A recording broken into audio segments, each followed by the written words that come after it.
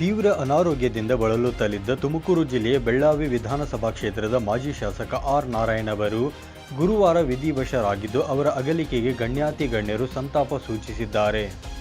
82 ವರ್ಷ ವಯಸ್ಸಿನ ಆರ್ ನಾರಾಯಣ್ ಅವರು ಕಳೆದ ಹಲವು ದಿನಗಳಿಂದ ಅನಾರೋಗ್ಯ ಪೀಡಿತರಾಗಿದ್ದು, ಈ ಹಿನ್ನೆಲೆ ತುಮಕೂರಿನ ಸಿದ್ಧಗಂಗಾ ಆಸ್ಪತ್ರೆಯಲ್ಲಿ ಚಿಕಿತ್ಸೆ ಪಡೆಯುತ್ತಿದ್ದರು. ಗುರುವಾರ ಚಿಕಿತ್ಸೆ ಫಲಿಸದೆ ಅವರು ಕೊನೆಯುಸಿರೆಳೆದಿದ್ದಾಗಿ ಕುಟುಂಬ ಮೂಲಗಳು ತಿಳಿಸಿವೆ. ಇನ್ನು ಈ ಕುರಿತಾಗಿ ಕೆಪಿಸಿಸಿ ಮುಖಂಡರು ಹಾಗೂ ರಾಜ್ಯ ಕೌಶಲ್ಯ ಅಭಿವೃದ್ಧಿ ನಿಗಮ ಮಂಡಳಿಯ ಮಾಜಿ ಅಧ್ಯಕ್ಷರಾದ ಮುರಳೀಧರ್ ಹಾಲಪ್ಪನವರು ಮಾತನಾಡಿ, ಆರ್ ನಾರಾಯಣ ಅವರು ಮಾಜಿ ಮುಖ್ಯಮಂತ್ರಿ ದೇವರಾಜ ಅರಸು ಅವರೊಂದಿಗೆ ಉತ್ತಮ ಒಡನಾಟ ಹೊಂದಿದ್ದರು.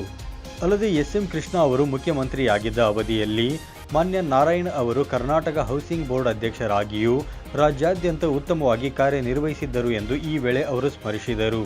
ಈ ಸಂದರ್ಭದಲ್ಲಿ ಹಿರಿಯ ಪತ್ರಕರ್ತರಾದ ಎಸ್. ನಾಗಣ್ಣ, ಮಾಜಿ ಶಾಸಕರುಗಳಾದ ಶಫಿ ಅಹಮದ್, ಎಚ್. ನಿಂಗಪ್ಪ, ರಫೀಕ್ ಅಹಮದ್, ಮುಖಂಡರುಗಳಾದ ಕೆಂಚಮಾರಯ್ಯ, ಚಿಕ್ಕರಂಗಣ್ಣ ಸೇರಿದಂತೆ ವಿವಿಧ ರಾಜಕೀಯ ಮುಖಂಡರು ಅಂತಿಮ ದರ್ಶನ ಪಡೆದು ತೀವ್ರ ಶೋಕ ವ್ಯಕ್ತಪಡಿಸಿದರು. Babu Khan, 9 live news, Tumakuru.